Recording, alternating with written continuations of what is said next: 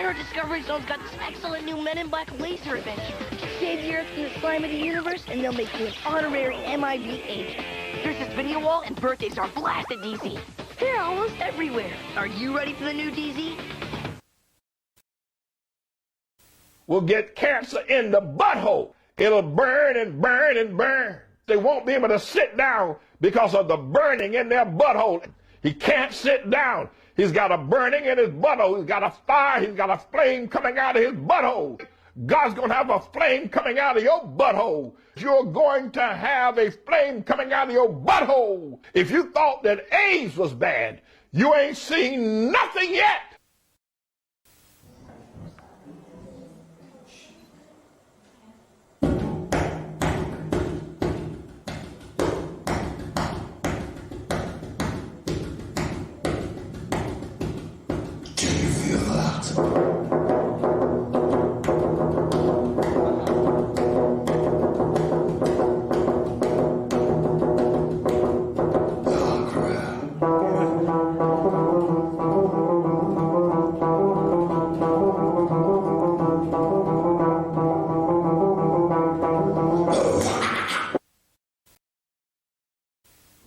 You know, might go off, or I don't know, what kind of practical jokes do you play? Well, with my new chemistry set, thanks to Brie Larson, I do like to make stink bombs. こんにちは。ボンバットファミリーと私たちのライブ放送へようこそ。私たちはあなたの視聴とリスニングの喜びのための素晴らしいショーを持っています。今あなたのホストスコッティ・ジェイロとジェリー・ケーブルにステイ・ボンバードを楽しんで覚えておいてください。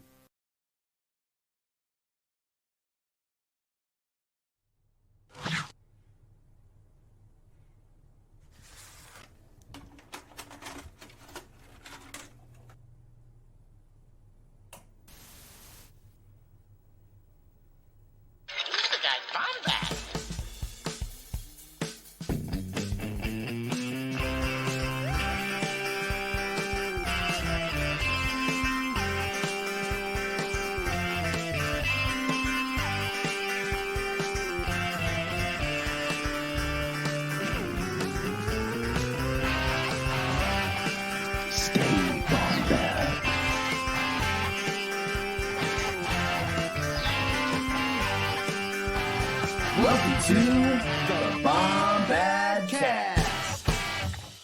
What's going on, Bombad fam? We might have some new viewers tonight. I just got back from back to school night. Sorry it's so late.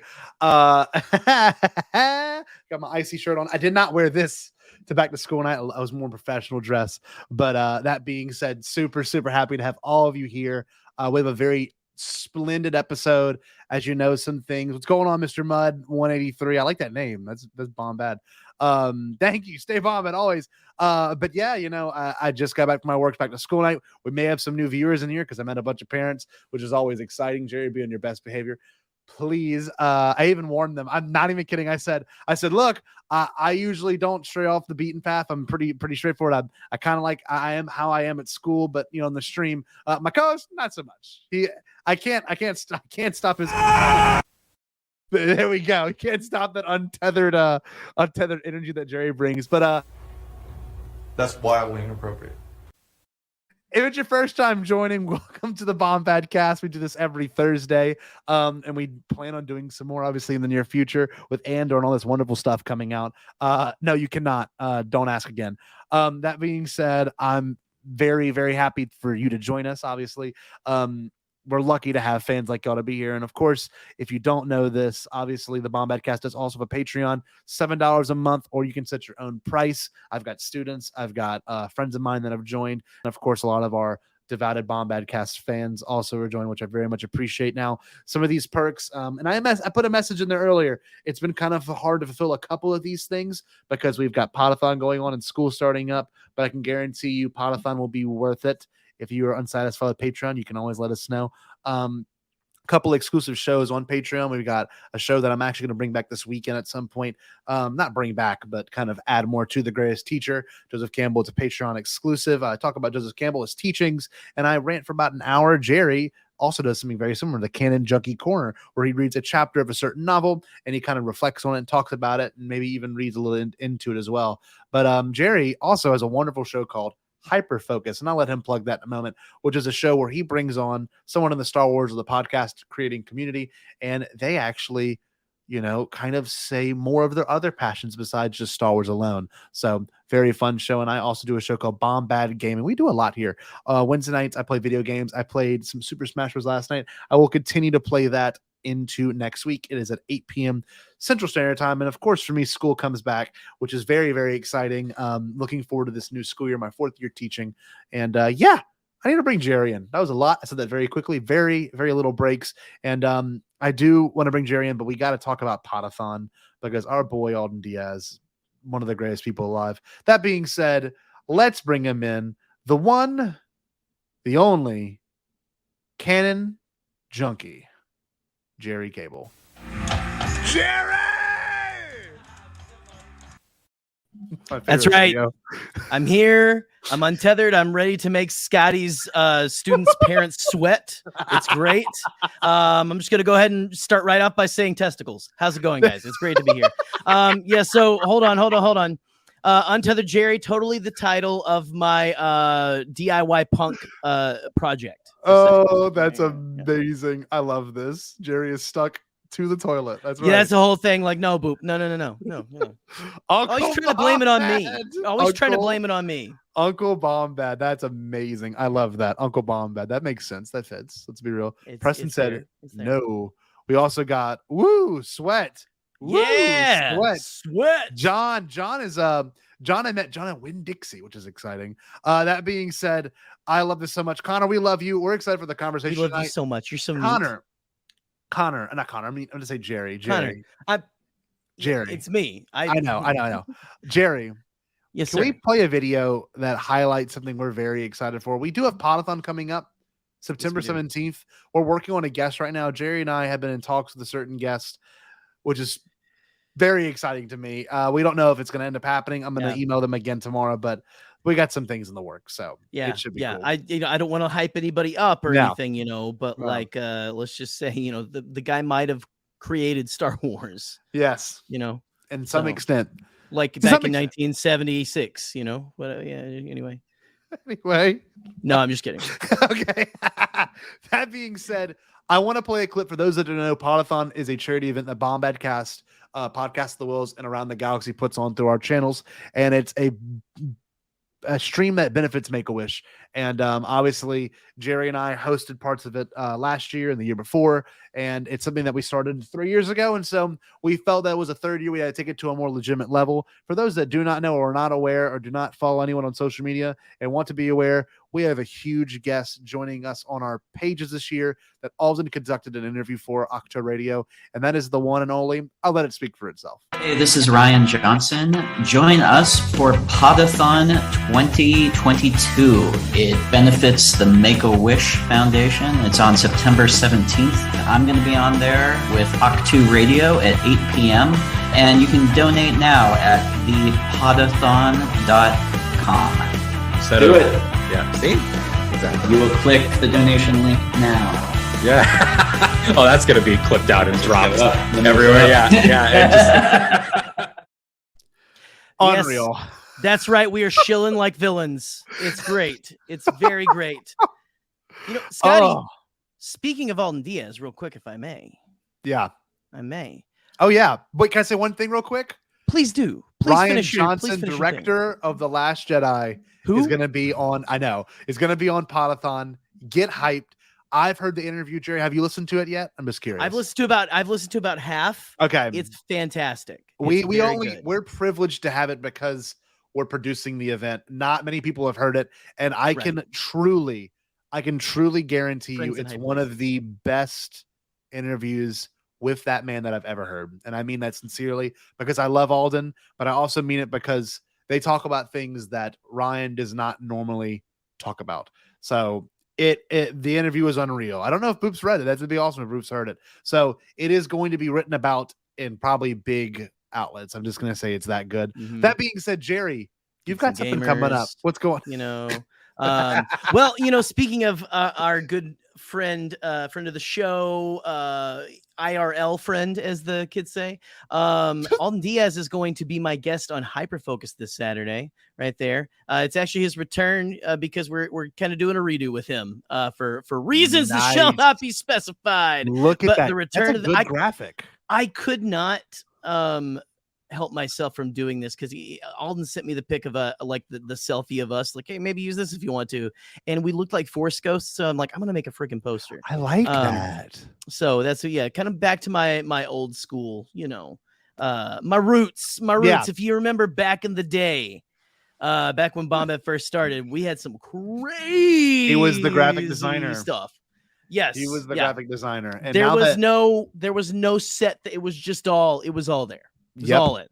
Yep, it's true, 100%. And yes. Gerry, I'm very excited to listen to that. Obviously, to talk to him. School starts next week for me. Things go back to normal. Katie starts her law school next week, so like it's oh wow, yeah, I know. So it's gonna be nice to have that like Saturday to do stuff. But I always catch Hyperfocus in the Rewind. You should too.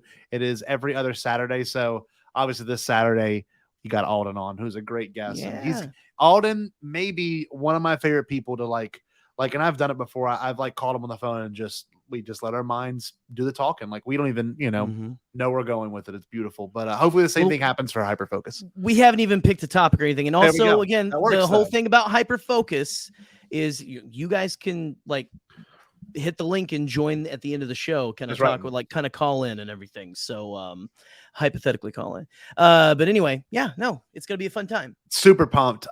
What we have for you, and obviously we know an Andor trailer came out. We'll do some more coverage on that soon. Gerry and I are actually gonna have a creative meeting this evening when we play our pre-recorded interview with the wonderful Adam Christopher. So always produced during the show. I want to play this clip first. So before we even play the whole interview for you, we kind of did an icebreaker thing before the interview started, and we just talked about how we're going to play a Tamora Morrison video, and I'll play just a brief second of it. It is this video right here. Okay, so great video.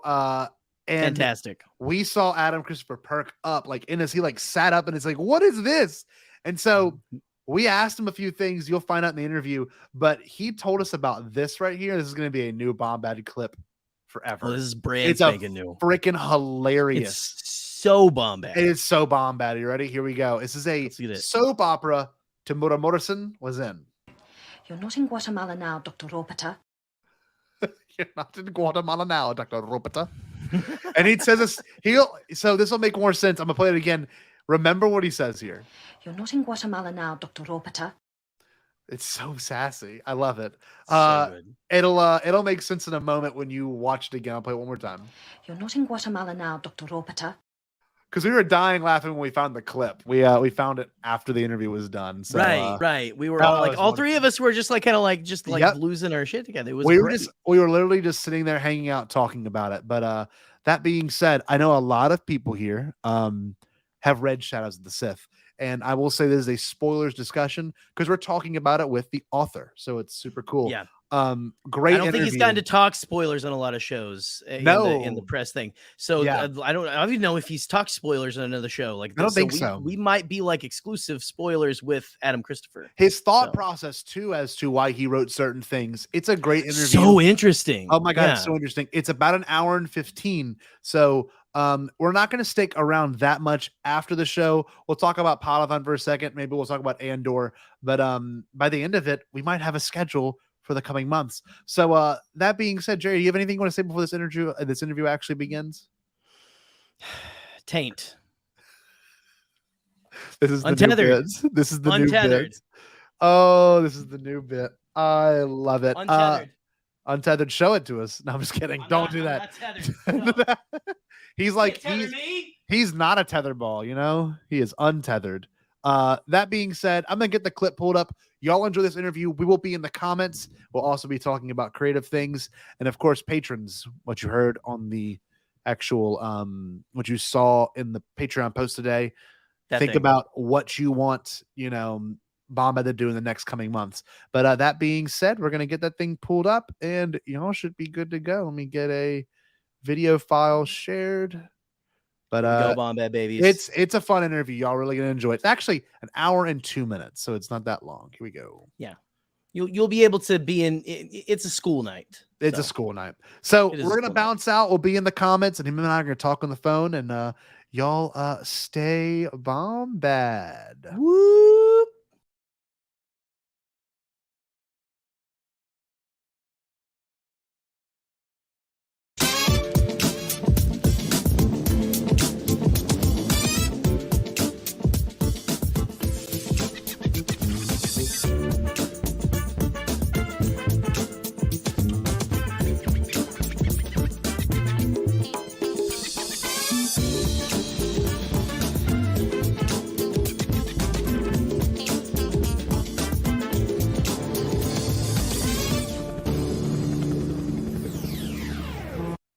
I love that we prepped Adam for all of that, and we didn't even mention it's going to be a weird clip. He was always saying, "What the hell is that, Tamora Morrison?" Welcome to the Bombadcast, Adam. Yeah, we play. Listen, that's actually a clip from Jango Fett had a short-lived show where he traveled across the galaxy eating at multiple diners and different things. It was very great. He had his own like rating system. It was based on Mandalorian something or whatever. It's fun. Yeah, it's it was great. weird. It's great. It was very lore heavy. That being said, I'm super happy to say that Adam Christopher is now with us today. We were going to be talking about Shadows of the Sith and a couple of his other novels, but that being said, this is going to be a fun Bombadcast. It's actually, we haven't done an interview with what I would consider a well-known guest in a minute, right? And It's been a while. It's been a while. It's also been a while, and it's morning here for us. It's been a while since I've actually had coffee on the show. And look, I'm even official. I've got our faces on the mug and everything because we are attention horse and stuff like that. We are, and that's completely fine. It's all about the branding. It's fine. And you know what's funny? This is gonna make it seem even more. Yeah, no, this is gonna seem even more like a Tamora Morrison show when it's clearly not. Let's bring in our guest, the New York Times bestselling author, Adam Christopher. Hey, mate, who invited you here? There he is. What's up, Adam?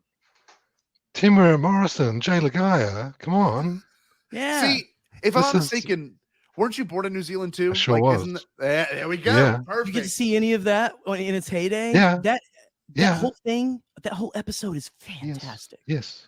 I worked in a bookstore and I served Tamora Morrison. He was buying newspapers. No It was way. 1997. No way. think. What was Yeah. that like? That's incredible. Well, he was a big soap star. There's a soap opera called Shortland Street. Yeah. He played a doctor, Dr. Ropata, and he was really famous. So when Attack of the Clones was on in the movies in New Zealand, like the audiences were cracking up because this is Dr. Ropata from Shortland Street on the big screen. So this is pre-internet, pre-memes, right? But there was stuff. There's lines from Shortland Street, like "You're not in Guatemala now, Dr. Ropata," and like people were. You'll find that on YouTube, but people were like yelling it at the screen. No way. Yeah. So it was kind of. I think that film landed differently for New Zealanders, and it still does. I bet. Yeah. It's funny. We discussed. You just discovered some Patreon content for us, then, Adam. Yeah, just there, literally. like we're our viewers are going to want us to watch that now. Yeah, of course. Yeah. It's funny, like Tim is one of those guys. At least we were at Celebration. We saw I was there. He was on stage a few times. Yeah, when he did his Haka and when he did the Attack of the Clones panel, it was beautiful, right? But it's so funny. He's so like he's just so like Tamora. Like he's like he carries himself so prideful, and like you look at him, you're like he is a movie star. He is 100% that person, and I couldn't imagine like having like buying newspapers from you. What was that even like? That's insane. Because the other thing with New Zealanders is because like New Zealand is quite small and we all pretend that we know each other, and whenever there's a New Zealand connection, we kind of feel this. I don't know what it is. There's something. So there's like Taika Waititi, director, writer, right? Tamora Morrison, Daniel Logan, who played the young Boba Fett, Jay Lagaya, who is I think is it Captain Typho. Yep. Yeah. Baz, and I can't remember his surname. It's like Iodine. Yeah. He's a cinematographer, New Yeah. Zealander. So we all kind of, when there's this kind of Star Wars connection between New Zealanders, it's like we're all the same kind of family. And I really wish I'd got a photo with Timura at Celebration. And I could have said, do you remember 1997? You bought an issue of Mana magazine and a newspaper from Wickles, Queen Street, Auckland. It was about 9:30 in the morning. Yeah. Like, do you remember? And it was me. And look, here we are. You're Boba Fett, and I'm a New York Times best-selling Star Wars author. So yeah, something happened. Yeah, we made something there. It needs to happen. It needs to happen. So that's what we're. That's going to be our new push as the Bombadcast is to get a picture of you and him. And like, honestly, we need to have that happen. You need to tell him like you used to buy newspapers from me. Like I won't. That's my new goal. Yeah. In life. Okay. This is it. So, this is it. We've made it. Yeah. That is It's hilarious. going to happen. Before you know it, you're gonna write a Boba Fett or a Django novel, and it's gonna be incredible. And we're gonna be like, it would just be short and street jokes. Right. It would just be you're not in Guatemala now, Boba Fett. You have intrigued me so much. Like I have to watch this now. Like that clip in particular, you will find it on YouTube. It's like 5 seconds. That might. But you can imagine an entire cinema audience yelling that at the screen of Attack of the Clones. God, that's incredible. Amazing. That is incredible moment. Oh well, before we air this interview, we're gonna find the clip, edit it into our little catalog, and it'll be shown. It'll be shown. That's incredible. We'll have to wait till after the interview plays, but then we'll be like, all right, here you go. But anyway, what you've all been waiting for as well is what you're finding out, Adam. We produce on like this isn't live. We produce like on the show. That's what we do. In the moment. Well, Adam. Okay, so. With all that being said, one of the things that we discussed, obviously, and something that I talked about on Bombadcast for 3 years now, is the concept of best, favorite, most fun. Now, if you're a first-time listener, a first-time viewer of the Bombadcast, what this question kind of entails is for you to take your favorite Star Wars anythings or what you consider to be the best Star Wars, or the most fun Star Wars, and kind of not categorize them, but think about them a little bit differently, to me, you watch a Star Wars and it's not always just this is it, and it may be for some people. People have a real attachment to Empire, but I watch Empire and I wouldn't say Empire is the most fun Star Wars movie. It's a little heavy, it's a little dark. So to give mine real quick, just to let our guests have a second to think about his, and I'll bring Gerry in after this. At this point in my life, I think for me personally, the best Star Wars I still think The Last Jedi is just a phenomenal movie in every way, and it still does a lot for me on a personal level. My favorite still, it's not going to be a surprise to most people, it's The Phantom Menace, because it's the one that I'm just the most attached to, and I still think the most fun, and we can go into our reasons, and I'm sure Adam can as well. Most fun for me personally is going to be Solo. I love Solo. But yeah, those are all special movies to me. Gerry, if you don't mind, can we hear some of yours? Yeah, and like again, mine I feel like changes every time we're on and everything. But I mean, like, frankly, what I've loved about these questions is they've evolved ever since we've been doing the show. From like people would just give their best favorite, most fun movies to now people are giving us just like moments and like books, comics, whatever, and everything. But I'd have to say. Best is probably for me. I'm gonna have to go Last Jedi with you as well because I just think that's a well-made film. It's every facet of it. The cinematography, the writing, the directing to me is superb. My favorite right now might be Obi-Wan Kenobi. Frankly, because that did so much. Best most what is fun. I did best favorite, now it's most fun. Mm-hmm. The most fun still is I'm probably gonna have to I'm probably gonna end up going Shadows Solo of the Sith as well. Shadows of the Sith frankly might be okay. So this is how I've described Shadow of the Sith, Adam, to the people. Like my family's actually visiting on recording right now. They're actually in the next room. So hi, family, listening to us do this. I'm just kidding. They don't have a cup on the door or anything. But the way I described it, and I've been describing this to people, is it is the most important to me canon novel that's come out since the Disney acquisition. In my not to build you up. I don't want to build you up too much and everything, but no, honestly, for real, it is one of the best ones. It's one of the most to me. It gave the most important information. A lot of information people have been waiting for to come out. But anyway. We'll get So to that probably in a second. it's definitely in my it's you know what, I'm gonna set it right next to Last Jedi, right in there, the best. So damn. as best because it's the best book for me right now. So man, never thought you'd hear that, Adam. Yeah, right up there. We'll take it. That's genuine. I'm not just trying to stroke your ego or anything. I promise. Since you're on the show, you're right here. You Jerry, can do anything. I'll go on Twitter and say this too. Please do. I'll shout it from my balcony here in a sec. Yeah. Oh, I will. Absolutely. Yeah. Well, Adam, if you're ready, I'm ready. Yeah. I'm wanting to hear your answers. We are so excited. Yes, please. What are we starting with? You tell the best is the best. Best. I think that's usually the one we kick it off with. Best, favorite, most fun. It's interesting. Like the best, I still think is A New Hope, but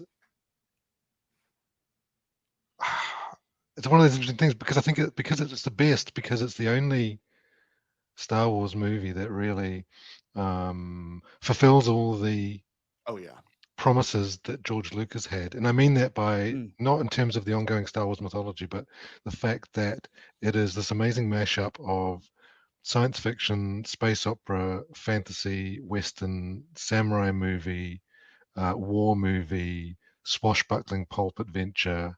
It's kind of, it has all of that stuff that he loved and he wanted to do, Flash Gordon and the samurai movies and all that kind of stuff all mashed together, and it really works.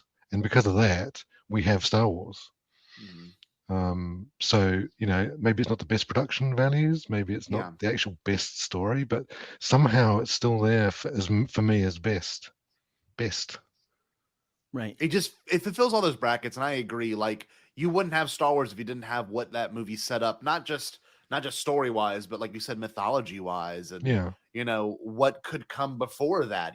I completely agree. That is that, and I think for most people that is what they would call the best too. Well, like it's the spark that started the fire that will destroy the. Never mind. I'm not going to quote something right now, but it is this. Technically, it's the spark that started all of this raging fire of love, devotion. Sometimes rage. But we won't talk as much about that. But no, even I've been watching Light and Magic and everything too. I'm sure we all have. Like, it's so interesting if you like the story of how Star Wars came to be and like the period of filmmaking before that, like nothing had ever been done like that before. And so it was a world and everything. And just even it makes you appreciate it even more. And even though like I think it looks fantastic for what it is still, I mean, you look at other movies that came out at the same year that were doing special effects. There was a movie that tried to capitalize on the hope that came out after Return of the Jedi. I think I've showed you, Scotty. They did it on Mystery Science Theater 3000. With David Hasselhoff, and it came out like in the late 80s. And again, they didn't have a bunch of Star Wars, but it still holds up. There's a famous one too. Fantastic. Kiss did a movie called the Phantasm of the Park or something, Phantom of the Park, and literally it's horrible because they were Paul Stanley and Gene Simmons were told it's gonna be like Star Wars, but it's gonna be better and it's gonna be like in a theme park, right? And it's bad. Everyone loved it. Everyone hyped it. And that is a great answer, Adam, because the legacy and the I guess impact, like you said, Jerry, even behind the scenes, is still felt to this day. There's iconic things like I've got this sticker right here, that's just a targeting computer. It doesn't say anything but it's instantly recognizable. Instantly. so Beautiful much answer, Adam. from there. Yes. Beautiful answer. So what you could be your favorite though, because it is a weird one, and that could be the same. It's fine if it's the same. By the way, they can. I think. Be different. I think my favorite is actually Phantom Menace. Yeah, because. And I don't know why. Well, I don't know why. Because Phantom Menace, like I'm old enough. I'm original trilogy fan. Growing up, right? And then I remember lining up for the re-release of Star Wars in 1997, so special editions, and like I was in the line for like 2 hours to get tickets for that. But then I remember Phantom Menace, which was later, This was new. This is the first new Star Wars that I can remember properly. Like, because I grew up as a kid watching the original trilogy on VHS mostly. Yeah. So it was new Star Wars, and like that movie remains the one that I've seen the most at the movies. I think 9 or 10 times. Wow. Yeah. Nice. And mostly, I think, like by the time you get to like 7 and 8 times, I was mainly there for the duel at the end. You know, Darth Maul and Obi-Wan and Qui-Gon. Yeah. Right. And I remember, again, this is the old days, so pre-internet, really pre-organized cosplay. Mm-hmm. I saw it on the first opening night, but then as the days went on, more and more people started turning up in costume, with gear. Yeah. Because it was growing. People were talking about it, and fans were coming out and dressing up to go to the movies to see Phantom Menace. So I can still remember it. I literally remember the theater and sitting and watching the duel at the end. On maybe, I don't know if that was number, 10 or 11. Yeah. Yeah. No, wait. What age are you, if you don't mind me asking? So I'm 44. So I was 19. God, No, that's a no, 21. Well, because you finally have enough money, as a To have person disposable be able, income to go see it that many times. to go I'm see in it that that. many times. I was 12. Right. Yeah. So I was 5. No, I was and like so I'd seen like I said, Star Wars Special Edition, which was amazing because that was like wow, this is like new. Got them right back there. Yeah, The 95s. And then 99 Phantom Menace. So awesome. Phantom Menace is So like incredible. it's good. Yeah, I love it. It's funny. It's like it used to be the black sheep of the bunch. I would say even up until like 4 years ago. You still hear little rumblings. Like sometimes people will put it in a snarky article. Sometimes, surprisingly, but yeah, it's like they haven't watched it in 10 years probably. It's That's the point. You know, watch it on Disney Plus in 4K. It looks amazing. And the whole prequel trilogy. The prequel trilogy feels like Star Wars. Like it feels different to the original trilogy, which is good because the original trilogy has a certain kind of thing. But then this has its own cohesive feeling and atmosphere and look. But it's really, to me, it's like super Star Wars. It really is. Yeah. It's funny. I've said it before on a show, and I think it's important to say it here again. I've always said the Phantom Menace might be the most pure Star Wars movie, but in the sense of like Rick McCallum never said no to George Lucas. And this is before any fans were like, Jar Jar sucks or Jake Lloyd sucks. I mean, it really was. So like and obviously Fox kind of had more of a stranglehold on George, even during Return of the Jedi, Empire, and A New Hope. This is the first time it was all funded by George, and he could do literally whatever he wanted. So it's almost like a cathartic movie because like it's hard to believe that it even exists in that aspect. And I'm sure Light and Magic gets into that. I actually haven't gotten that far into the docuseries, but we're lucky that George got to this point. Yeah. Sorry. Yeah, it's Ewan McGregor and Liam Neeson. I mean, come on. Right.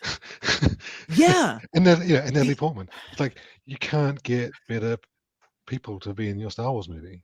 Ever. No, yeah, it's so brilliantly cast, like everything from Jake Lloyd to I mean, even Samuel Jackson, like it's all How on earth did you get Samuel L. Jackson to be a Jedi? Yeah.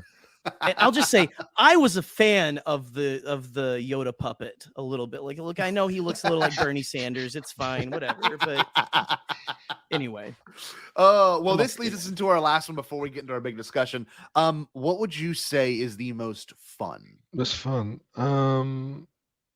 I've got two answers. I think Rebels. Rebels. I think before, like Rebels when it got going, took a couple of seasons to get going, but it became like the best Star Wars TV show before we had Star Wars TV shows. It was like all the promises of live action Star Wars as a TV thing, which we are amazing that we have it now. Were kind of like just dreams, and this became this amazing Star Wars journey. But and like the later seasons, it's like real fun. But my other answer is actually it's bits and pieces of Obi-Wan Kenobi. Like Obi-Wan Kenobi is amazing. I loved it, and it's quite dark and quite scary. So it's not really fun. that has funny bits in it. But somehow Darth Vader is fun in that, and I mean that in that Yeah. it's the first time that really I had this connection between Hayden Christensen as Anakin and Darth Vader, because to me they were sort of always different characters, just by the nature of how it's portrayed. But that was the first time they really kind of meshed it together, and the I don't know if you call this fun. This is a strange definition of fun, but like the fight between Vader and Reva, when like it's a lightsaber battle when he's not even using his lightsaber, was just like, what am I watching? What is going on? Right. It's kind of like it's fun in a weird like this is fun. You know what? playing with those toys, like you're saying, like you know, like that were created in 1977. It's it's fun. You know, what if he didn't use his lightsaber yet? You know, What if he was just like, and she was trying to kill him, and he's just like, step aside, use the force, put my hand up. Yeah, that's exactly what it is. It was it felt like whoa, no, can't touch this. All right. Yeah. Part of it too is like you're watching it as a fan, and it's something we've all dreamed of, like you said, with action figures as a kid, boom, or even as an adult, boom. And you're playing them, and you're like, right here. What could they do that's different? You know, what could they do that's I would almost say innovative in the sense of like not only Vader, he splits her blade, and like it blows my mind when I watch that scene for that reason. It's like there's something so crazy about it. He just finished ripping a ship apart. Like that's the thing. It's just what in the world? The ship down. Yeah, it's like wow, he's so good at it. That was so insane. The way he especially the way he takes it off in 3 pieces. I don't know. There's something about that. It felt very Star Tours, but in a good way to me. Yes. You know, like when in Star Tours, the new one where he grabs onto you when it's the opening where Vader has you and stuff. It's like, oh yeah. Anyway. Oh man. Oh man. No, you're right. Like, so fun. I mean, whoever thought we'd see Darth Vader holding 2 lightsaber blades, even for a split second? But absolutely brilliant. And then hit the Ahsoka stance though. That was amazing. God, when he went, I'm like, this is wild. I can't believe what I'm watching.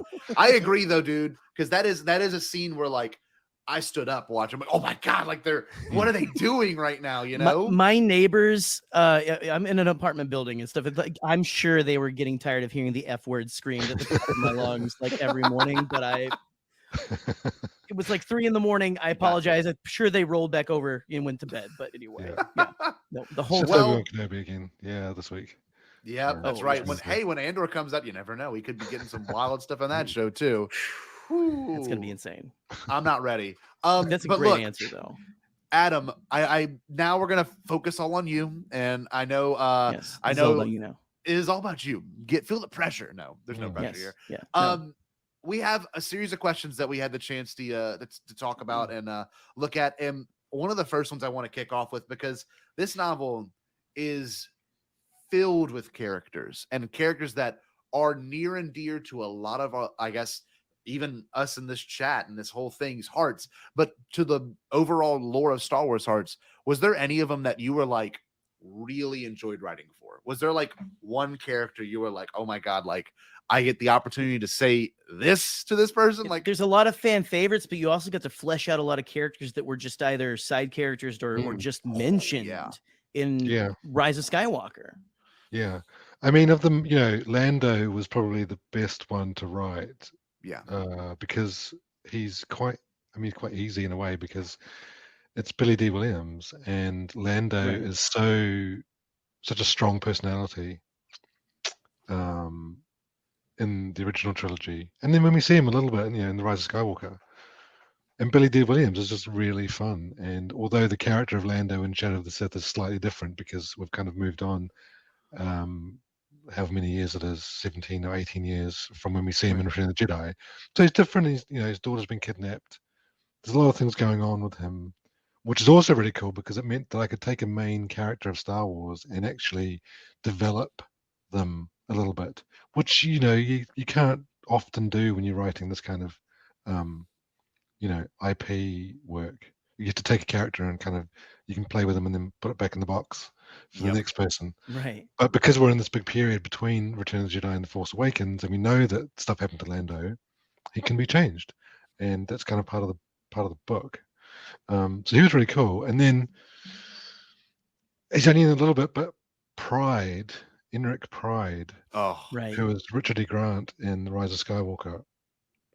Now I love Richard E. Grant, absolutely, and he's just got this. The character of Pride doesn't really do much in The Rise of Skywalker, but there's something about him, and you know that he's been there all the time. He's been in the background, like shouting at people and being mean, in that kind of in that very proper way, like scary British. Very much. Yeah. So I knew that I really wanted to put him in somehow because I love him, and I think, yeah, because he was in there somewhere. He's behind the scenes. He's doing stuff. So I knew a little bit of his history with the Empire. He was at the Battle of Endor. That was established in, I think, one of the reference books. Yeah. So it's like, yeah, go for it. And he's only in 2 chapters, and he's really nasty and unpleasant, like a horrible person, horrible. But those are the best those are the best kind of characters to write, because like he's just so horrible and mean and arrogant and unpleasant, and like he meets Ochi of Bestoon. Ochi is his own kind of thing. Ochi is this kind of incredible narcissist who talks about himself in the third person when he gets drunk. And Pride is kind of similar in a way. So when they're together, you kind of get the impression that like neither of them are listening to what the other person's saying. Oh, that's brilliant. I mean, they do, because there is interaction between them in the 2 chapters. But like, you put those 2 together, and like Pride just can't stand Ochi. Just the sight of him makes him sick. And then Ochi is like, who's this guy? Like, I'm doing important work, and this guy's in the way. So he was 2 different versions of a-hole, like coming together, like battling. And like I loved the whole bit you had where like with Ochi, like let Ochi have a swig from his flask, his flask, and then like he just took it. Ochi just kept the flask. And then he's drinking it later in the other chapter. And like it just like I love being inside his head and be like you should give me that damn thing back, man. Of course, it's Pride. Like, it's a spoiler, but like Pride is what ultimately leads Ochi to the parents. Almost accidentally. So it's a small appearance, but it's important in the kind of the storyline. Heck yeah. And it's Which, funny. I mean, we could talk. If you want to get into a little bit of spoilers, I think you want to say that, Scotty. Like, you can. Full but, spoilers here. Yeah. But I think a lot of people who will be watching have seen the book. They've seen it in a store. They've seen the words. But if I may, like, so you mentioned Lando was one you really enjoyed writing for. I have to, if I can, dote upon you more. Honestly, it's the best I've ever seen Lando written. I've ever read Lando. Like, just you ended up like capturing, like you said, like you captured Lando's spirit, but moved him forward in a natural way. Like, it felt so natural. It's, to me, of all the, and I've read all the ones I've read Last Shot and all that kind of stuff, and it's all good, but this is like some of the best Lando that I've seen on the page. And so I have to give you that because amazing. That was just absolutely incredible. And again, I love Drunk Pride and all that stuff. Yeah, there's a couple of moments in this book that obviously stood out to a lot of people. But one thing I wanted to ask you about too is, like, whenever you were watching The Rise of Skywalker and they mentioned the, idea of Luke and Lando going on an adventure, and they had been looking for Ochi Bestoon, they had been looking for this ship. Now, I don't know how the logistics of this work, and feel free to avoid this answer if you have to.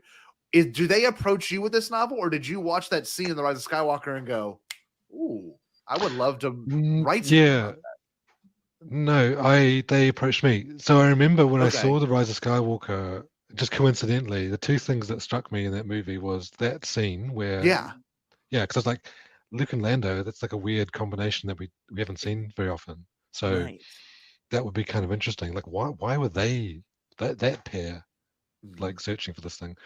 And then the other thing, and again coincidentally, was the fact that Miramir, Rey's mother, is played by Jodie Comer. Jodie Comer is one of my favorite actresses. She's in a show called Killing Eve, which I troll people on Twitter with Killing Eve gifs because there's a gif for every single possible reaction you can give to anybody. There's a gif from Killing Eve. So I was doing a lot of that when the book came out. So they just like, and that's my those were the two big memories. I enjoyed the movie, and it's like, wow, but those two things.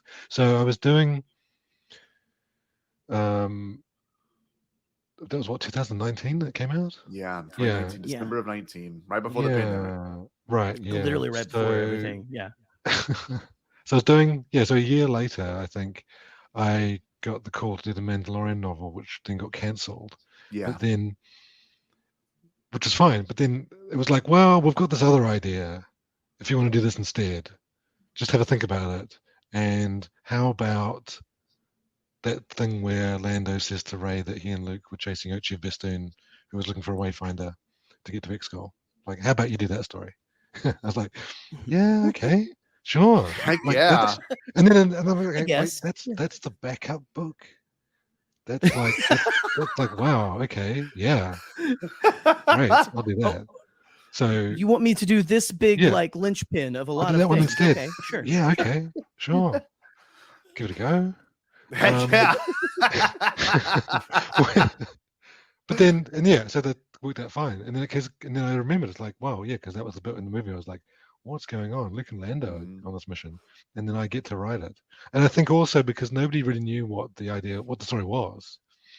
Right. So really, I have done tie-ins before. I've done Elementary, Dishonored, Stranger Things, Star Wars short stories, a comic. So like I have experience, which is good because they could then trust me to like, well, this is the thing. Just take that scene and write the book.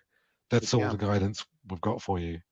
They knew that I could go and build the story, and I did. And it's a huge book. It's like 150,000 words. They were really surprised. It's like, oh yeah, we know what the story is. And then I hand in the manuscript. It's like, oh, okay. Yeah, 500 pages. Wow. But yeah, so I think that's kind of that tends to be how it works. Yeah, you don't call them, they call you. Yeah. Yeah. But that's beautiful, right? Because you could have easily been like, oh my God, what? And a lot of people, and this is just people that we surround ourselves with, have considered this to, like Gerry said earlier, like one of the best companion books to a movie.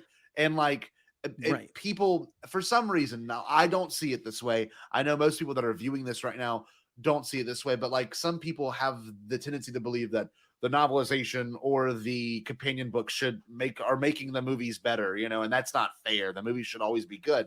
But like when you have a movie like Rise of Skywalker, and I think we all could admit it, like that beginning of that movie, super fast, boom, boom, and they're going from point to point to point to point. Some of the craziest editing I've seen in a Star Wars, if I'm being honest, and I love it. Still love it. I love it for that reason. But this book allowed me to digest that story in a different way and allowed me to even interpret some of the events, especially with Rey's parents. Like, oh my God, like they weren't just, because the movie almost writes it off as, yeah, he's a strand cast of this person. That's it, and they got caught and they're trying to leave and escape. Like it's so much deeper than that. The fact that we get to hear more about, just what they had to endure to get there. And the fact that Luke wasn't really looking for Ochi of Bestoon, and they were looking for these two people that were, on the run. Right. It ties it all together so beautifully. And also I'll say, like you say, you're talking about how it was long and everything. Like it doesn't, this is the fastest long book I've seriously, it picks up and it never lets up in the best way. There's no wasted space. At all, and it all feels meaningful and it feels exciting, and I think that was what struck a lot of people, was especially from the opening scene with Dathan and Miramir and young Rey, which I'm a father of a 5-year-old girl, so I'm just saying, listening to the audiobook in the car, I'm in tears over a lot of this kind of stuff. So thank you for breaking my spirit, but in the best way. But yeah, no, I've heard so many people talk about, how that's just like some of the most exciting Star Wars writing they've heard in forever. Like, especially that scene at the beginning, it feels amazing. Yeah. You're watching the movie, you're watching, you can see it in your mind's eye 100%. So, and that's kind of what I really wanted to do episode 6.5, because I knew this book was like right in the middle of that big period between trilogies. which has been explored a little bit in comics. It's like a book, Bloodlines, a little bit here and there, but like not really very much. So Right. I could therefore go for broke. I had that kind of freedom to really do something expensive and cinematic and visual as well, because I thought, well, if I'm a Star Wars fan and I want to see episode 6.5, what do I want to see? Like whether it's a book or a movie, what I want. So that's kind of what I put in. That's beautiful. So, but again, knowing that I had that freedom, not every book can do that. Some books are, very like one character because you're telling this backstory, or there's like one adventure that they've got to slot in, which is fine because that's how it all works. But this one is like, it's just open. So, and especially with Rise of Skywalker, Pride is an example. Like Pride was there all the time, but we didn't see him. There's a lot of things in Rise of Skywalker that you could go backwards from. Why did Rey recognize Ochi's ship leaving Jakku if she had been left there? Like, why would Ochi be there? Yeah. Little bits and pieces. The whole thing with, Dathon, Rey's father, being a Strand class clone of Palpatine. Palpatine's whole thing of building the kind of the Final Order, which again was going on for decades. Yes, that really goes back after to Revenge of the Sith. It feels like. Yeah. Well, yeah, he did, because in the Vader comic by Greg Pak. So love that. Yeah, that's set. That's set between Empire Strikes Back and Return of the Jedi, where Vader and Ochi visit Exegol, and they're building the Final Order. Because you can't build, I don't know how many Star Destroyers there were, like in the gap between, Last Jedi and Rise of Skywalker. It was going on for 30 years. So that's just so much material that I could use and kind of build on. Yeah. Which made for a good book, and like I wasn't trying to explain stuff in Rise of Skywalker. I was just expanding what was already there, in a way that kind of made it all fit together. Yeah, and that's the hardest part, right? Is like, Star Wars has done a really, really good job, I would say, obviously since the acquisition from Disney, to make sure everything was canonically, sound and stuff. And one of the more interesting things too is the fact that like you brought back the Lady Luck, like that, I wouldn't say you brought it back, but you know what I mean? Talon Card, Heir to the Empire, like this whole novel felt like it was from the EU because it was in the way like of we can do that, we can go here, like you read Heir to the Empire for that first time. I don't know if you read it in 1991, but like that novel was like wild, and of course the Lady Luck, and you've got so many wild things in that book, and this book kind of does promise on that same, like, this is kind of feels like a early 90s book. It just like it's we're acknowledging things that have already came to be, but like we can still kind of get like, Gerry, what was the name of that place you wanted to bring up? Because you okay, listen, so I think I tweeted this too, but like you have created one of the single coolest Star Wars location names I've heard since. Like, again, I don't keep wanting to call it the Disney, but in this new era, the Twilight Forest of Hypercarn is somehow beautiful and the most metal name I've heard in my entire life, and I love it. So that's actually a really good description. That's what I was going for. Yeah. Well, yeah, you hit metal. it. Yeah. Yeah, right. It seriously, it feels like Lord of the Rings, like with, and it's just well, it's one of those things that the name just like so much shredding Hypercarn. in the background, Hypercarn. Like, yeah. Hypercarn, such a great word. But just the whole thing, like the Twilight, and I know Hypercarn's like the planet, but like the Twilight Forest of Hypercarn, just like that sounds like the best prog rock album like you could ever get. Like, for real, it does. And so it's kudos to that. Like that's thank you.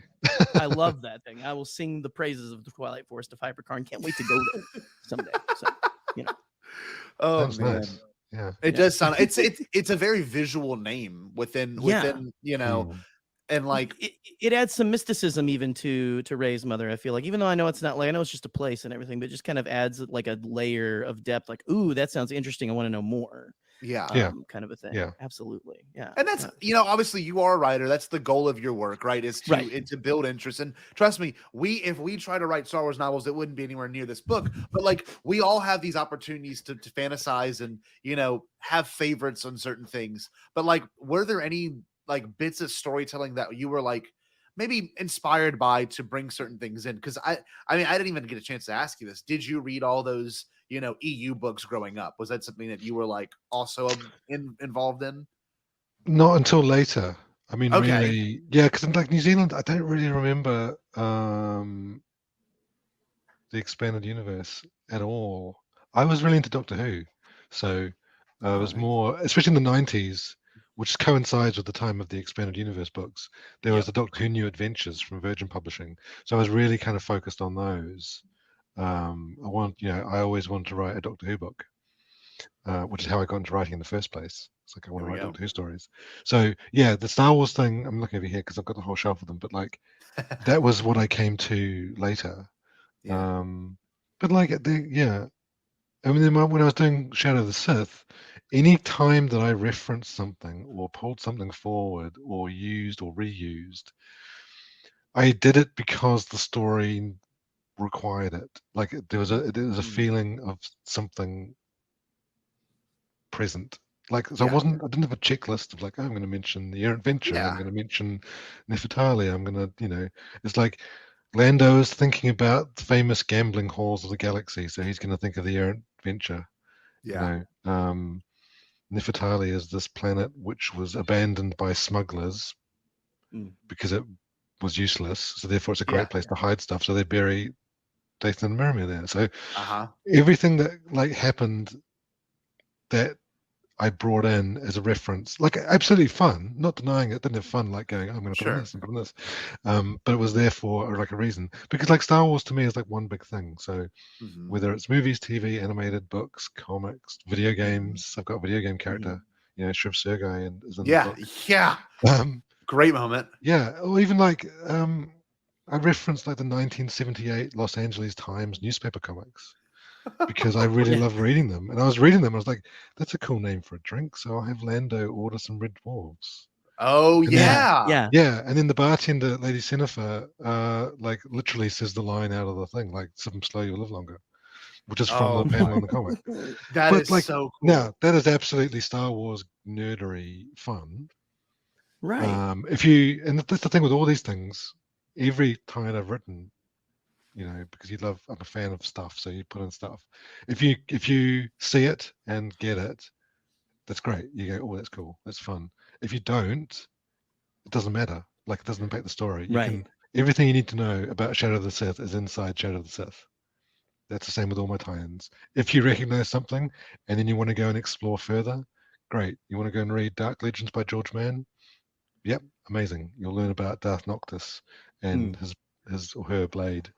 Things like that. You want to read the Aftermath trilogy and learn about Kaiser and the Acolytes of the Beyond. Great. You don't have to, because it's all in the book. Absolutely. It's like, it's a combination of like, I'm doing a job to tell a story that people can enjoy, while I'm a fan, so I'm writing for fans. So I am putting stuff in that I kind of like get a buzz out of as well. But yeah, it's like, thank you very much. The fact that a few people have said that it's like a kind of EU novel. Yeah. Oh, okay. Right. Sure. in like the best way, like, of course this is canon and everything. But like, you're saying like you've got the fun references and everything, which again, like, I think we sometimes forget Star Wars is fun. At its very core, like it's made. George, I love George famously said that Celebration a few years ago, I made this for 12-year-olds, kind of a thing. But like those books kind of continue, like you even have like, I think, a reference to there's hot chocolate in this as well. Which is something that so many fans were like, hot chocolate in Star Wars, kind of a thing. But like, it's a fun reference. It's a reference to the Zahn trilogy and stuff, And there's also there's a cognac from I think it's Mike Stackpole's X-Wing books. Right. Yep. That's and again, I'm like, Star Wars is fun. Like, cognac is named after a place in France. So how can there be cognac in Star Wars? Because there's no France in Star Wars. So I'm thinking, and that when I was younger, I was one of those, that's kind of stupid. Why would there be cognac? But now I'm thinking like, well, there's like a planet called Cognac. Yeah. Which is where it comes from. Yeah. Like, it's fine. Why there not? are ways to make Falcons it in Star Wars. Why we have the Millennium Falcon? So many things like that. Yeah.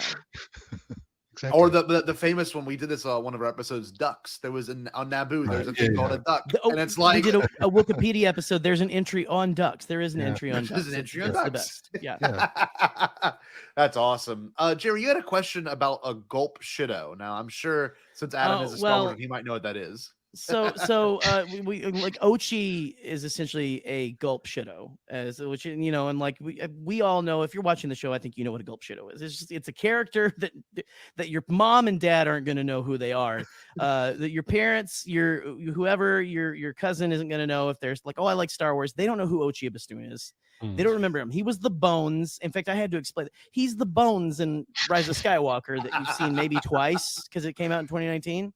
But like so we love gulp shidos. I think that Ochi has been fleshed out amazingly in the comics. He's got a lot of really good stuff, and I think that you did a lot of really cool stuff with him. But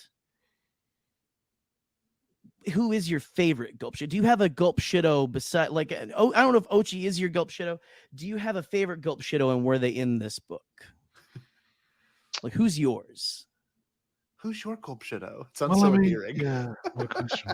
I don't know if Beaumont Kin counts.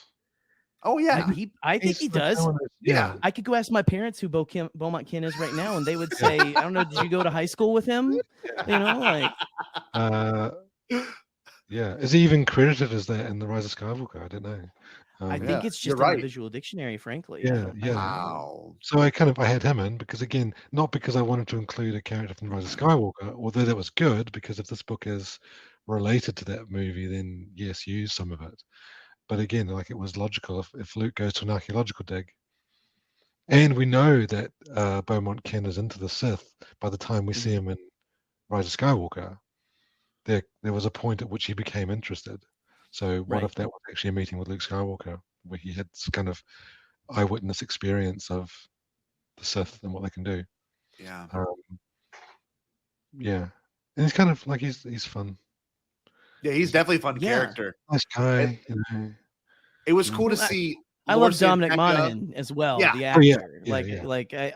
I've ever since, like, of course, Lord of the Rings, but also I was a big Lost fan back in the day. Yeah. So like, it's cool to see, like, Lord Santeca, who is some people's gulp shido as well. Yep.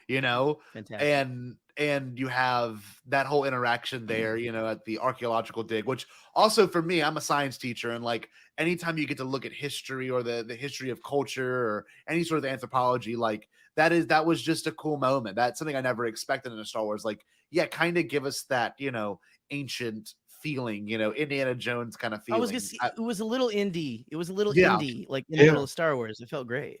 And it's funny because also, if I pronounce his name correctly, Eric von Sydow. Oh yeah. He plays Lord Santeca in Force Awakens. He plays an archaeologist, I think, in The Exorcist. Oh, you're right. Yeah, it's coincidental where he uncovers the demon. Is it Pazuzu or something else? I can't remember. Like, they uncover the demon in the archaeological dig, which then leads to The Exorcist. So it's like, in Star Wars, he's also an archaeological dig where an evil is unleashed. It's typecasting, I guess.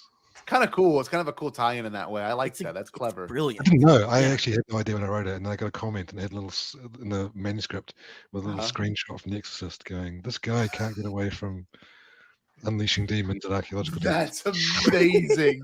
Wow, that's really funny. That's so subtle.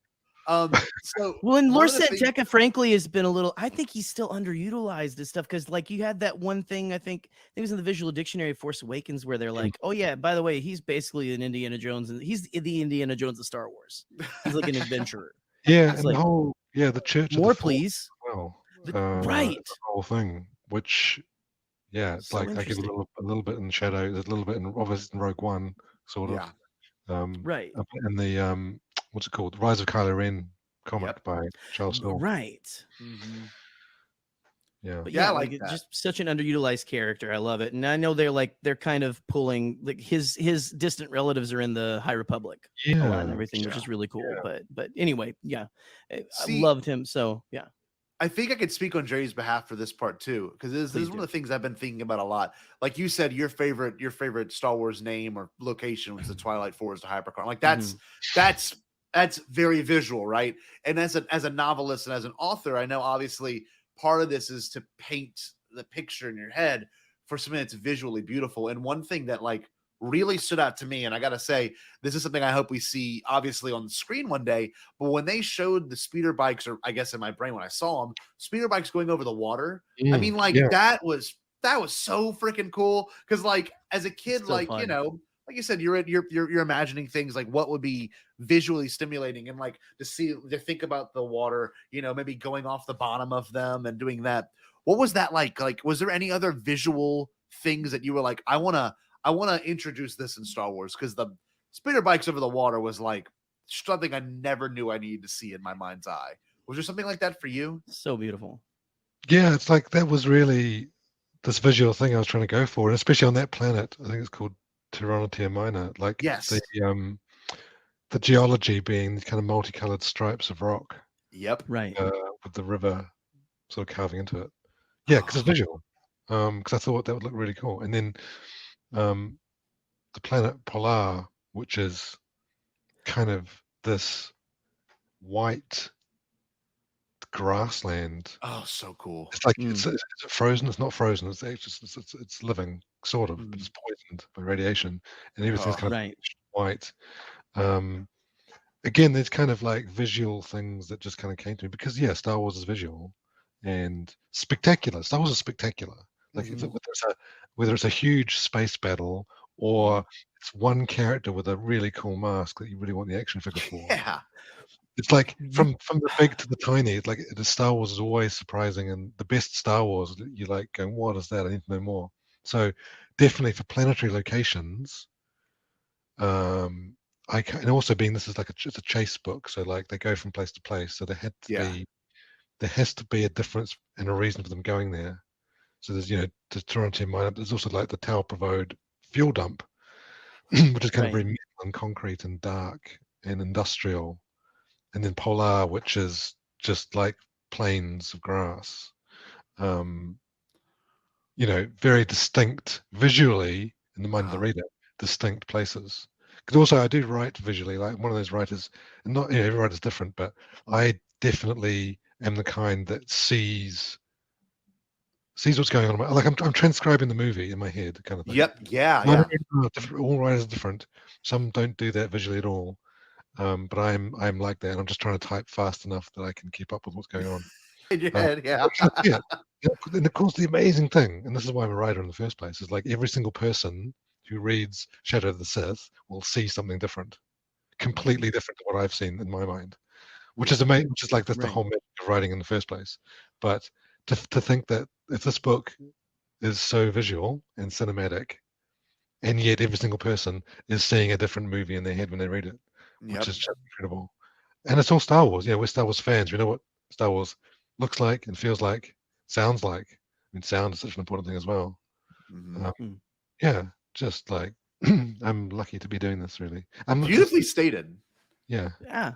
Thank you for saying that, because you mentioned that the masks and action figures, and I'll say I've never heard masks, the coolest masks described in a book and gone like, that's a cool, like anyway, that's just like the mirror masks, from the mirror masks with the writing on them to X and Panchards, like Sith mask as well. You have to also like I mean, I've got like what's behind me, Stormtrooper and a like you got to avoid like it's a respirator with like eye things, or like you've got to there's a design aesthetic to Star Wars which continues in the sequel trilogy and goes back to the prequel trilogy, which is very Star Wars, and like I'm not quite sure actually what it is, but like if you see even basic stuff like the First Order Stormtroopers, it looks like Star Wars.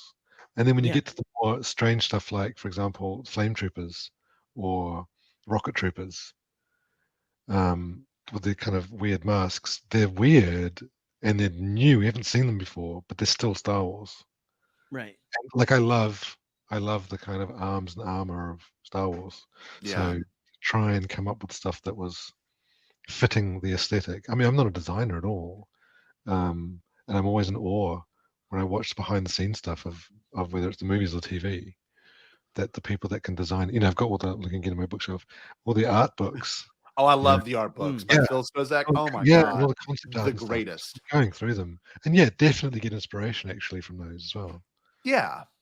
Well, like, so the mirror mask, is that at all a reference to like THX 1138? I'm just wondering. I don't know. No, it's not. Oh no, sorry. It's not. Some people have said there's Ren from Knights of Ren, because he has like a mirror mask. Yeah, he has like it's kind of it's a similar thing, but it was just this protective gear.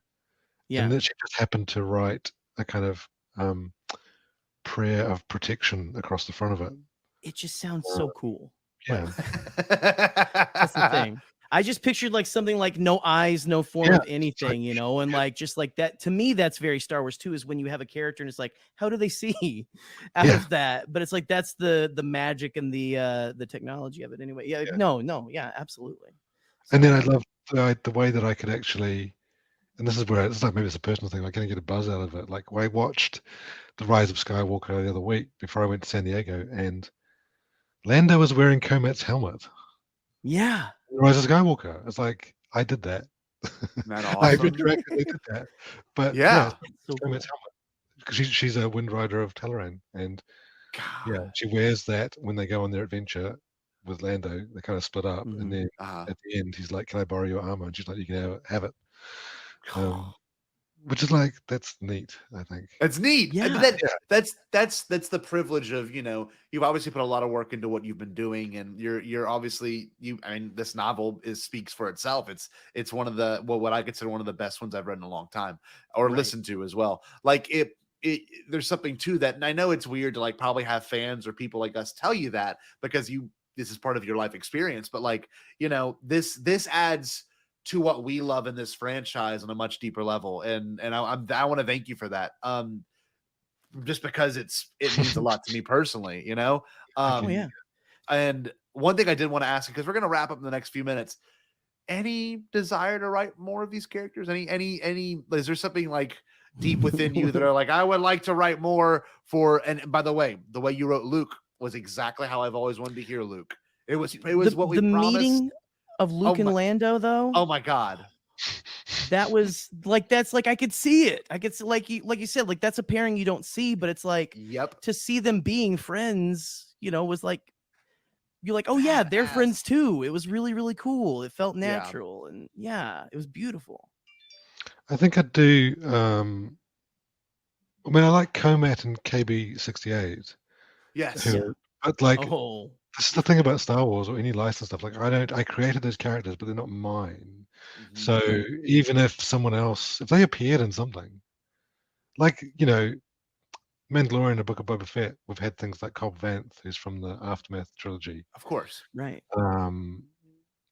Characters that other people have created that have then appeared, like that would be amazing, because then that what you've created has taken on a life of its own. Yep. As much as I would love to write Comet and KB68, if they appeared somewhere else and someone else did them, that would be amazing because they've come to life. Yeah. Yeah. That's beautiful. I love that because Absolutely.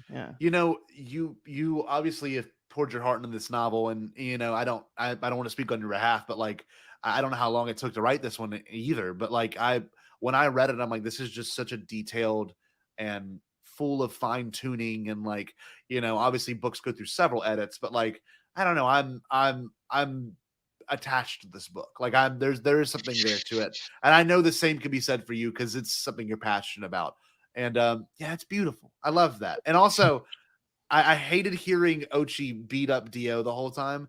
That hurt. Oh man. So because the audiobook doesn't really, I don't know if you had a chance to listen to the audiobook, but it's like, you're like, oh my God, please stop being an asshole. Like, stop. Yeah. You're such an Don't asshole. kick it. Stop it. He's like, Master, sorry, Master. I think I yelled. I think I screamed in the car when he picks him up and throws him. Yeah. I was like, stop. And I love Ochi. Like, I love to hate him. Yeah. Like, he's my favorite asshole. That's the thing. Like when Rey finds Dio, she's like, someone treated you badly. Yes. So yeah, like really badly. yeah. You absolutely showed why, and oh man, I wanted to reach through the pages and strangle the man, right then and It's like, there. So, yeah, and then also it's kind of sad because when Luke and Lando go to Ochi's ship and Lando finds Dio, but he's like, oh, it's just kind of weird novelty droid, and like he can't find the charger, so he just like leaves it. yeah, I know. Yeah, I'm like, take sad it. fate. But Yeah. it's so cool because then but then it's funny, like it's an unspoken thing, but like whenever Rey finds him and Rey fixes him, it's like it's just adds so much to her character How too. involved he was Mm. technically, like on maybe on the wrong side, but you know, Yep. not to his Yeah. fault, you know. Nope. But yeah, how connected they are now Ah, and everything. brilliant. It's just beautiful. God. Well, Gerry, do you have any other last questions you want to ask Adam before we call this thing out? Well, I mean, nothing really off the top of my head. Just like, again, you know, Scotty, like you're saying, this book has just been, it's been one of my favorite ones that again has come out. And to get the thing that got me though was to go immediately from Kenobi into this book. Yeah. It's one of the most fun times I've had being a Star Wars fan in a while. Like since maybe like The Force Awakens, like it's just like it felt like I coming off the high of watching Obi-Wan and everything, and I've loved everything that's come out, but like there was just something about that 1-2 punch of Obi-Wan and then getting this book as well that just really like I was just living, like I was excited like I hadn't been in like in a little bit, you know. Again, like I'm excited when anything comes out, but this stuff just like really like spoke to what I love about Star Wars and stuff. And so yeah, just thank you for that. And then also man, congratulations, way to go on getting to write this thing, because it's fantastic. So, Very much. Heck yeah. Yeah. Well, Adam, I don't know if you have anything you want to plug, anything you want to bring up before we close it out, and just thank you for being on the Bombadcast, man. I'm glad you could hang. It was awesome. Yeah, that's awesome. Yeah, no, I mean, people can find me on Twitter as Ghost Finder. That's kind of where I hang out, and yeah, thank you so much for having me on. That was It is our pleasure, and this has been a wonderful interview with Adam Christopher. We're gonna play another Tim video just because. Well, I was going to say, stay tuned for Shorten Street clip coming up, everybody. Oh yes, absolutely. You know, just saying. Does the plugging for us. Oh, this is great. Well, Adam, I don't know if you have to go. I'm going to click the stop recording in a minute, but I appreciate you, man. Thank you so much for being on the Bombadcast. And Adam, we do this with every guest. Our catchphrase in the show is "Stay Bombad." Can we get a good "Stay Bombad" from you? You want me to say "Stay Bombad"? Stay Bombad. That's right. Thanks, dude. Kia ora, welcome to the Tim Show. I'm Tim Witter Morrison. Now, each week I invite a couple of buddies over to have a bit of a kōrero. We have a bit of a sing-song, and I show them some of my postcards from Hollywood. Ooh, and they're looking pretty flash too. I visit the whānau in New Zealand and around the globe, and I even score some A-listers. Now, this week we've got a Tim Show special. Episode 3, Involvement of the Kiwis. I'm talking Star Wars. We find out how they make us clones. And I catch up with Rena Owen and talk to the producer, Rick McCallum, and talk to the big guy, George Lucas. So, lightsabers on!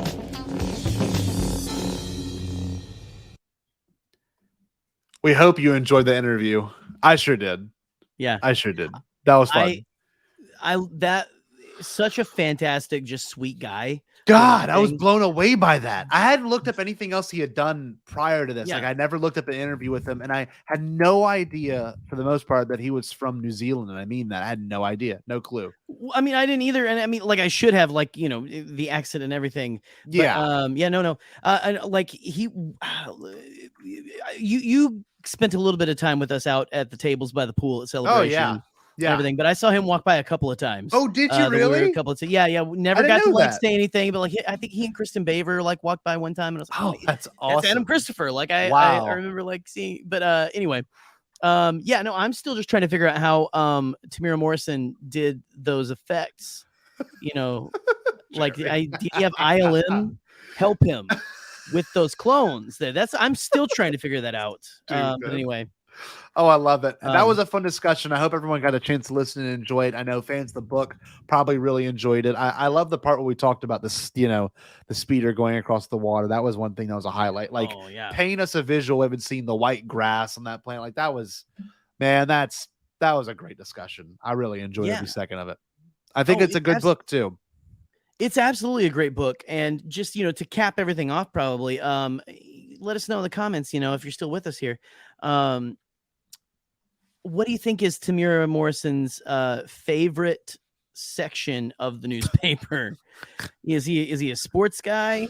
He strikes me like he could be a sports guy, but like also I think he could go right to the Sunday comics. I agree. So, I don't know. I think he's a Sunday comics guy. I feel like he'd be like, I gotta see what that Beetle Bailey's up to this week. What do you think? Do you think that where is he supposed to be? Is it Guatemala? Is it Guatemala? No, you're not in Guatemala anymore. Yeah. Where do you think he's Dr. at? Ropata. You're not in Guatemala now, Dr. Ropata. You're not in Ropata. Excuse me. Ropata. Oh Ropata. Man, that story when he was like, the Attack of the Clone screening we went to, they were screaming that line. Dude, I'm like, what a meme! What an insane meme! You're not in Guatemala now, Dr. Ropata. What the fuck? It's like the freaking. It's like the.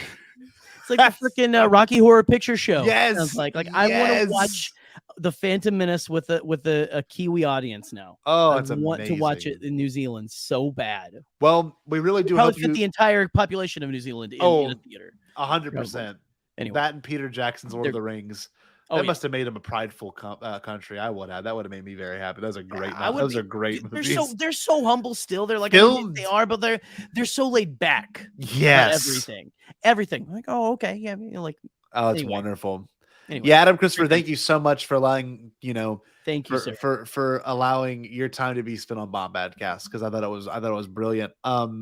We really do appreciate it. We really do appreciate it. And also, this gives us an opportunity. Jerry and I usually don't have that much time to talk on the phone like we used to, because we've gotten busy. School starting, things are, it's funny. In the summer, I feel more busy because I'm not doing set things than now when my brain's like in a hyperactive state, because it just is like school starting, Podathon being planned. I'm in a planning mood now. So there's something to that. You're the logistics guy. There is something to that. You are really into the logistics and I love it. Let's get this thing done. Yeah. In the can. So I'm not going to review anything, but we do plan on having a fun episode next week talking about fortune cookies of the Force. So that is going to be brought back. Old time Bombcast. Yeah. If you followed us from here to Beyond the Blast Doors. Oh yeah. And back to here. Fortune Cookies of the Force has been done a couple of times. We're bringing that back. I have been saving up. I've got a Death Star jar full. Oh, I can't wait. It's going to be a great time. I'll get some Chinese food that night too. That being said, both of us should just get Chinese food, eat it on air. I'm so down. I love doing that kind of stuff. Venmo us. No. patrons, if you want. No. Send us your money, patrons. In the chat here. Come on, boys. Send us your money. You're not in Guatemala anymore. More Dr. Ropata. You're not in Guatemala now, Dr. Ropata. Ropata? Oh, man. Yeah. So let's look forward to next week. I do want to play this clip of James Brown just because I'm feeling it. Can I play that clip? Please. Let's get the soul here. Come on. Jam. Living in America. There's nothing wrong. No, I'm not. Yeah, I'm out on love. Out on love. Alone from night to night, you find me. Concerned about that? No, Dageshan. I'm concerned because there's nothing wrong. And what are you going to say to your fans when they ask you some? I'm going to say I feel good. Papa's got a brand new bag. It's a man's world. What you're going to be doing on this tour? Jam. Source, there you are. And we'll be doing a lot of good things, and hopefully we'll get Brother Ted Turner on the cover. Ted, where you at? Hasta luego. Where you at?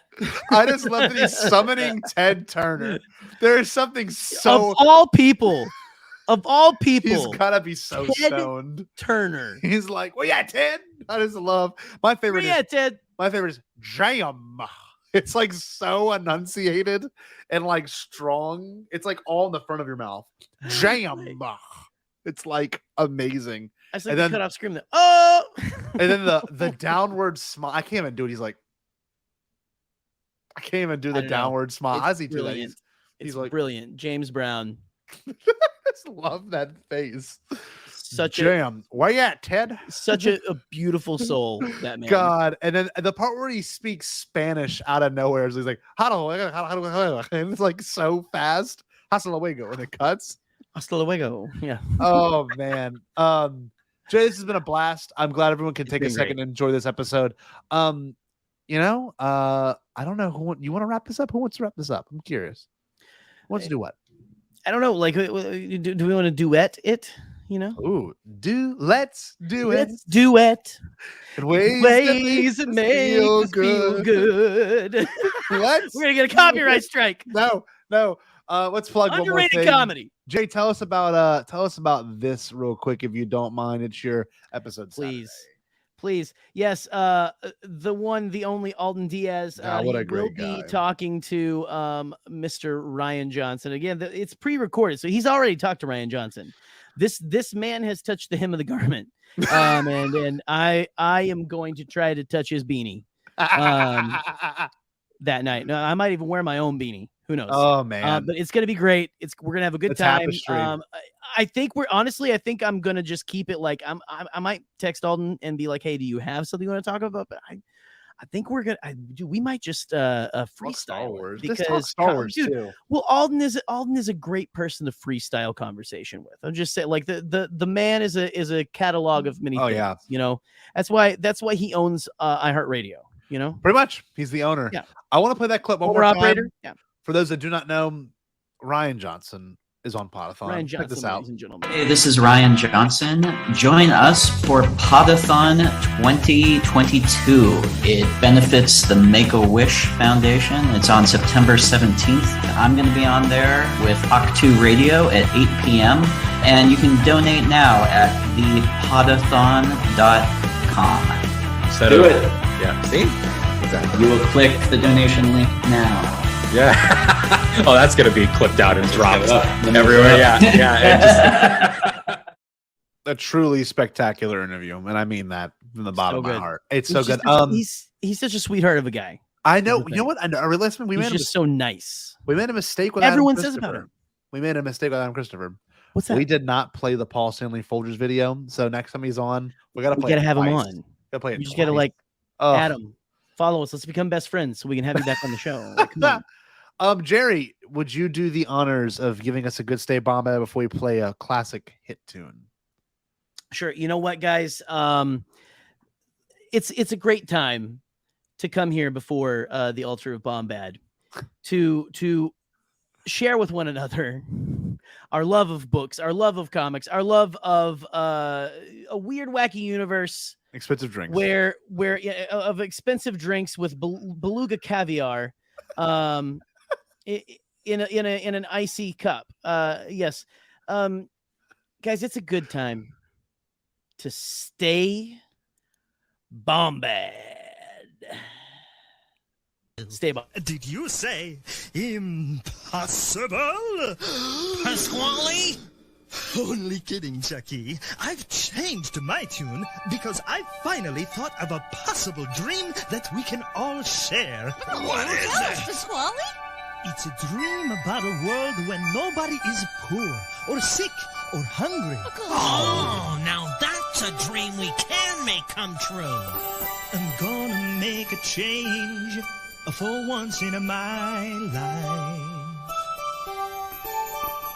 It's gonna feel real good, gonna make a difference, gonna make it right. As I point up the collar on my favorite winter coat, this wind is blowing my mind.